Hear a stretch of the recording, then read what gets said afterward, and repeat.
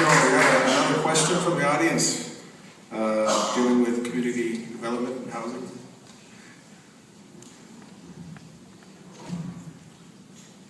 We got a little bit confused here because we were talking about social services or housing. This one's community development versus housing. Okay, so the question on housing is, how do you expect to improve the vacancy rate on housing and businesses in District 8?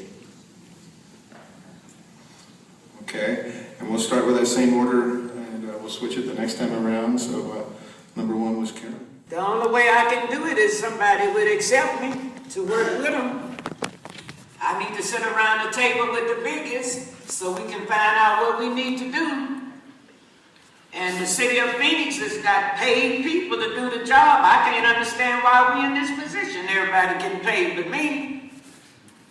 So the thing about it is that I would not be able to do anything. Again, it is up to the people to complain, to let them know what's going on with you, to take your problems to the top, because the top is getting paid, sweetheart. You know, we supposed to go to them and let them know where the problems are. We got buildings in our community boarded up, crack houses. We got people sleeping on the streets. We got on the bench, bus benches. It's just sad. And we got paid politicians. Let's go get them checks from them. We need to get that money back that they're getting paid. I'm going to tell you straight out. If they can't come up and answer some of these questions on what we're supposed to do, shame on them. You know what I'm saying? And until you feel empowered, people, to realize that you are sick and tired of taking this kind of stuff. This is 2013, and as far as black people are concerned, we at the bottom.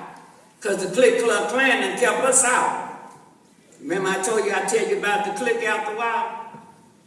So the thing about it is that let's be real. Stop discriminating people. Let the city know where our problems are. Let them know that you hurt it. Let them know you got friends homeless and hungry. Let them know. Just let them know. That's all. Just let the people know the truth. I don't have the money, but I got the truth. You can bet you that. Vote for me. Really, you know, cycle after cycle, we've got great ideas that come into South Phoenix, but the piece of it, the piece of the fact that you don't have high rates of voting here, and you've got people who feel dispossessed and disempowered, the piece that's missing is really investing the power back into the people in the neighborhoods, our vital resource. And until you do that, our neighborhoods aren't going to change. It's not like you're going to wake up one day and see vacant houses and retail centers unoccupied. So I was proud with the Rise of South Phoenix to institute a forum on how to prevent copper and metal theft for our homes, our residential buildings, and our churches.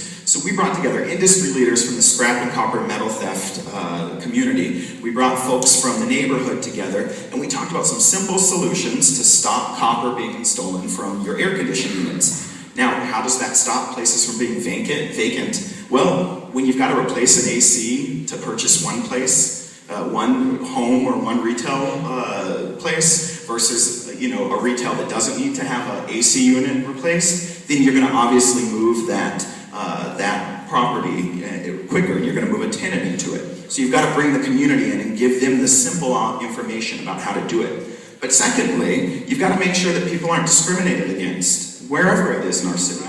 I was very proud to have drafted the first round of revisions for our anti-discrimination protections for our LGBT and our disabled folks, adding those layers on to people of color and everyone else. Those protections matter, because when you feel safe to move into the city of Phoenix, and you look at District 8 as the first neighborhood to move into, no matter who you are, then we can fill those vacant homes and those vacant retail developments. But you also have to invest in those vital city services. If we don't fund Hermoso Pool, if we don't fund the Rio Salado Habitat Project, if we don't fund the South Mountain Community Library, or our police and fire to keep our neighborhoods safe, no one's going to want to come into a vacant retail center or a vacant house. You got to give them a reason to move into the neighborhood. And that's our city services. That gives them the reason to enhance their quality of life. Thank you.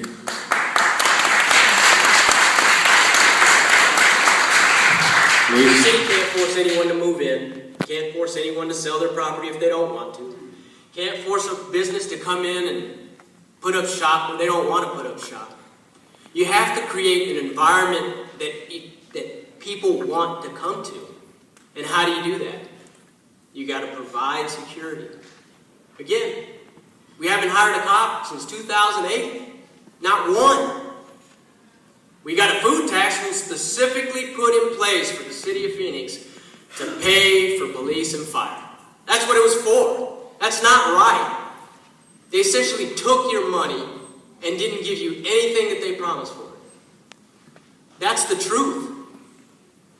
The truth is that we don't have security at the level that we need to in South Phoenix to attract both people to buy these vacant properties, to buy residential properties, or to come in and establish businesses. The result is the same, and the cause is the same. You have to provide security for both people and businesses to come to South Phoenix, to come into this area, to want to live here, to want to be part of the community. And if you don't do that, it's very, very tough to force people to do something they're not willing to do. That's how you have to approach the problem. It may not be something that people want to hear, but if you don't have security in your community, nobody wants to go there. And it's been like that for years and years, and we need to put a stop to it. And we need to make the city responsible for what it is supposed to do, which is provide security. One thing that has not been mentioned is the question, have we done an analysis? Did we overbuild? Did we build too many vacant stores and buildings, office buildings for people to come?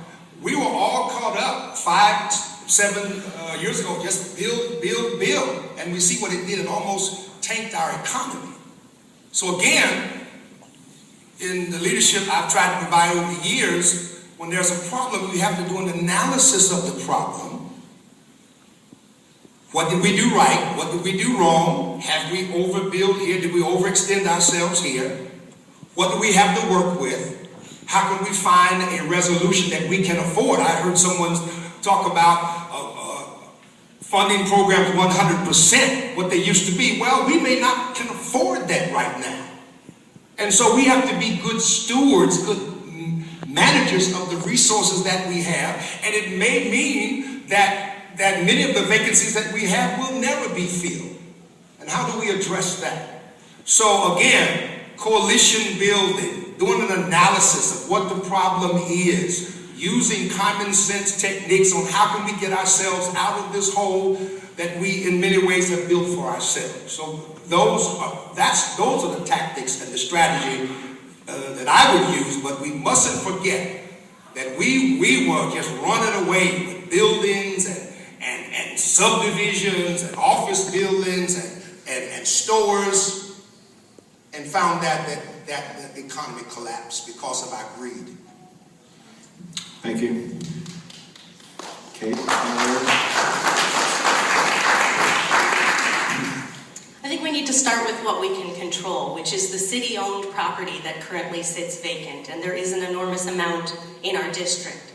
So they've tried to, in the past, sell some of the land within housing developments, but it hasn't worked, and we need to go back and see, can we package it in a way that makes sense for a nonprofit to come in that has experience in building houses and really reinvest and reinvigorate those neighborhoods? Because as I've said before, you shouldn't have a bad neighbor that's the city of Phoenix. The city also owns an enormous amount of property purchased for right-of-ways, purchased around the airport, and we need to get that land working. The second thing we need to do is to step back and really say, have we overbuilt? But there have been studies of that, and researchers are telling us in downtown Phoenix there aren't enough apartments and affordable housing. So that isn't the problem. But we do have some lots, some of which the city owns, which are oddly sized and maybe aren't going to be great for a skyscraper, but could be neat for an affordable housing complex. And maybe we can put in some neat retail on the ground floor to help drive that vibrant downtown and get people out and walking on our streets to support light rail, because we need to create a pedestrian-friendly community if our investments in public transit are going to succeed. We also need to make sure that we look at our zoning, but again, I would say we need to look at the tax code, where right now we give you a tax break if you own property and leave it vacant. And I think that's a mistake to say the government's gonna make it easier for you to leave it vacant. So let's work with our state government to create a tax code that makes sense and that incentivizes people to invest in our community, not leave the land vacant. Thank you.